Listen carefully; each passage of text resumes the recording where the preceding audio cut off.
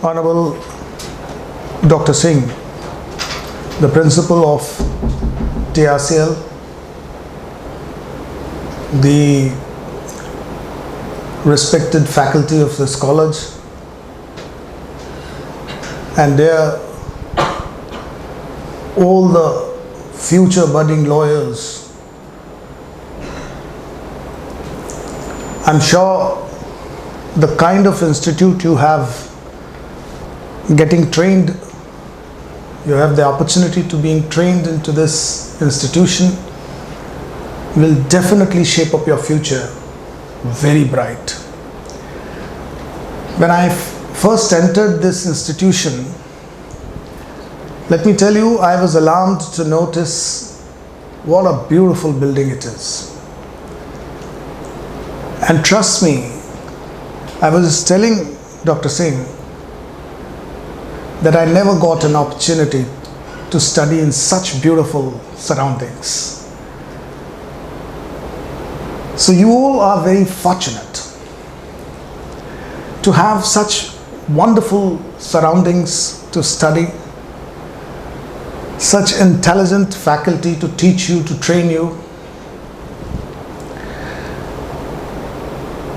And the only thing which is required is now your contribution towards your subject, your field, your ambition. Because I normally maintain that our nation has been gripped with a syndrome called part-time. We all are basically part-timers. Whatever we do in our life, we do it part-time. We never devote ourselves totally to the cause. And that is why when people talk to me that such and such person has been a Harvard return or Oxford return or Cambridge return, and then they say that why we are not in a position to do that. And I find no reason why we could not. Harvard, Cambridge, Oxford could not provide better than this. But what they insist, or what probably they instill, is that they do not allow you to drift. If you are enrolled for a subject, they make sure that the entire environment of your life till that period when you are doing that course, you are even thinking, sleeping, eating that very subject, nothing else. But that environment makes you excellent, because remember, nothing short of excellence counts in this world. So my first advice to you all is that now that you've joined law and you're beginning this new profession as a career, devote yourself in totality. And trust me, you would be enriching the bar of tomorrow. Coming to the topic of today, I've been invited to talk about law of torts. Now, any of you have any idea what is torts? Yes, please. Civil wrong. All right. And what is civil wrong?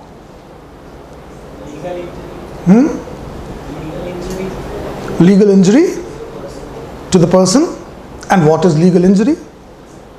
Something that is identified and is enforceable. Something which is identified? That is identified in a statutes or through precedents, because of which you can codify. It's not actually codified, but sometimes it may be codified, or our constitution recognizes it as a breach of our rights or something. And what's your name? Shivani. What's your name? Shivani. Clap for Shivani. Very good. See, this is the difference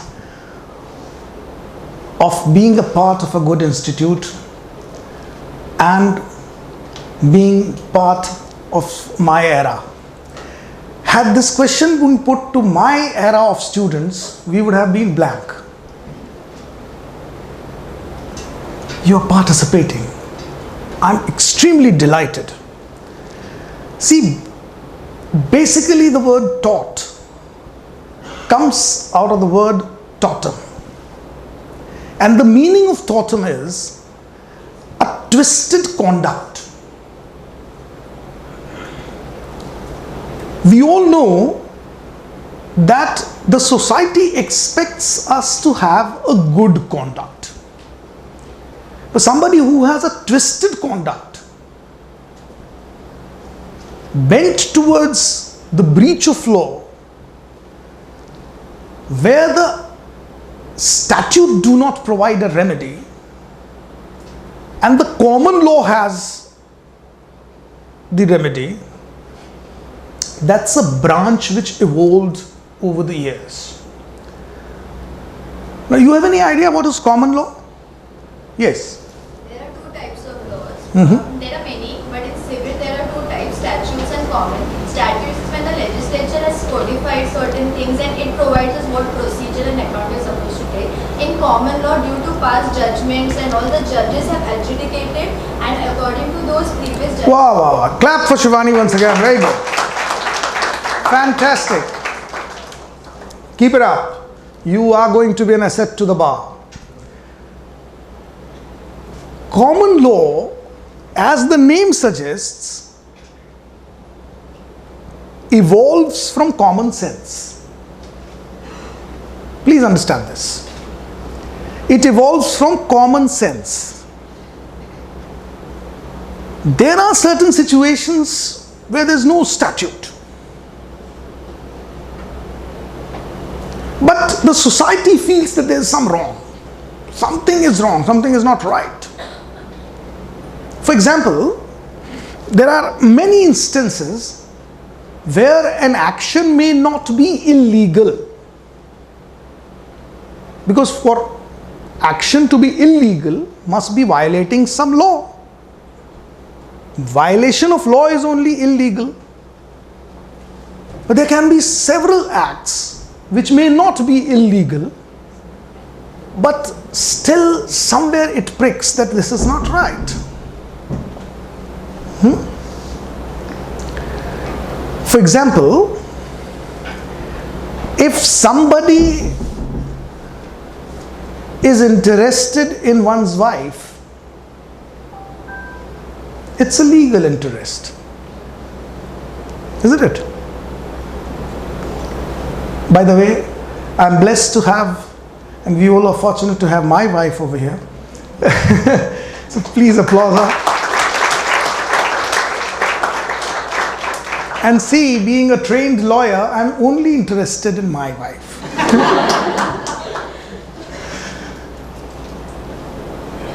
Now what if somebody is interested in neighbor's wife?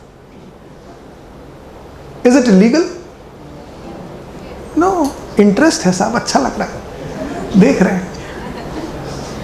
Illegal तो कुछ नहीं है, क्योंकि उसके आगे कुछ किया ही नहीं.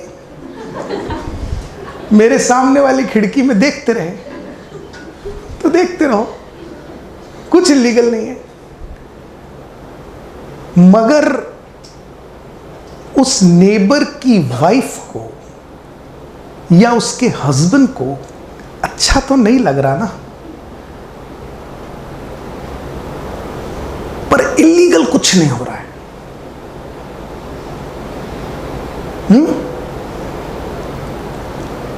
अब अगर वो वाइफ या वो हस्बैंड कोर्ट में चला जाए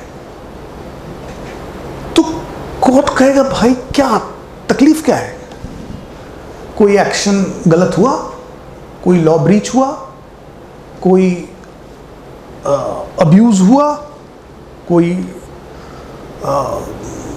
गलत आपके यहाँ एक्शन हुआ? नहीं, कुछ नहीं हुआ. फिर that's where the common law enters, where there's no statute, but the common sense says that this is wrong. You can't keep peeping into my house मेरी खिड़की बाद में खुलती है, आपकी पहले खुल जाती है, ये तो गलत है। और ऐसे जब कॉमन सेंस के जजमेंट्स डेवलप होते हैं, तो those judgments during that British time were called common law judgments. As opposed to common law, there is equity law.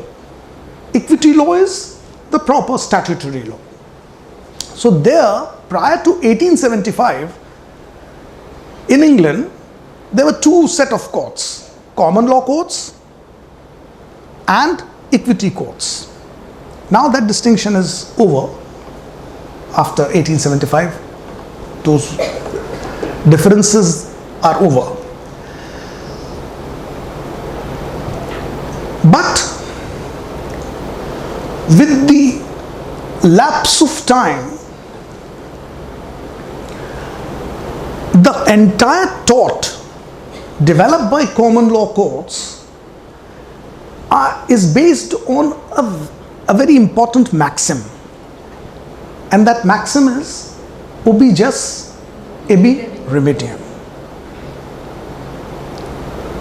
Where there is a right or a violation of a right, there must be a remedy. Whether there is a violation of right which is very open, very evident, but there may not be a statute to protect it. There may not be a legal remedy for that. So the maxim says, where there is a violation of right, there has to be a remedy. And if the law is falling short of the remedy, the common law courts will provide that remedy. And that is how that remedial law started developing. Now, what are being defined, taught as Samand has said, as some of you had mentioned, that tort is a civil wrong, the remedy of which can be found in common law in the terms of unliquidated damages. And what is unliquidated damages? I'm sorry? Something which cannot be calculated. Something that is at the discretion of the judges. The judges will decide what is the gravity. No, hang on. What's your name? Jyoti. Jyoti, something which cannot be calculated in a sense? As in, you do not measure it. You can't measure the amount of loss you have done to a particular person. It is at the discretion of the judge, wherein they decide what is the kind of penalty that they impose on a person for commitment of for a violation of person's. Clap for Jyoti. Very good. See, unliquidated damages means, because tort is opposed to breach of contract. Now, the definition further says, Samans had defined this, that tort is a civil wrong, the remedy of which is provided by the common law in terms of unliquidated damages, but not being breach of contract, breach of trust, and other equitable obligations. So three things are excluded from tort. What are the three things? All three are civil. So what civil is excluded? Breach of contract, breach of trust, and breach of other equitable obligations. Because the moment you have equitable obligations, there is a statute. Go and take your remedy from the statutory court, equity court. But unliquidated damages means, because in a breach of contract, the breach of contract presupposes that there is a contract. And if there is a contract, then the contract itself provides that in case of a breach, what would be the damages. What would be the amount of penalty or fine to be paid? Where there is no mention of the amount of damages,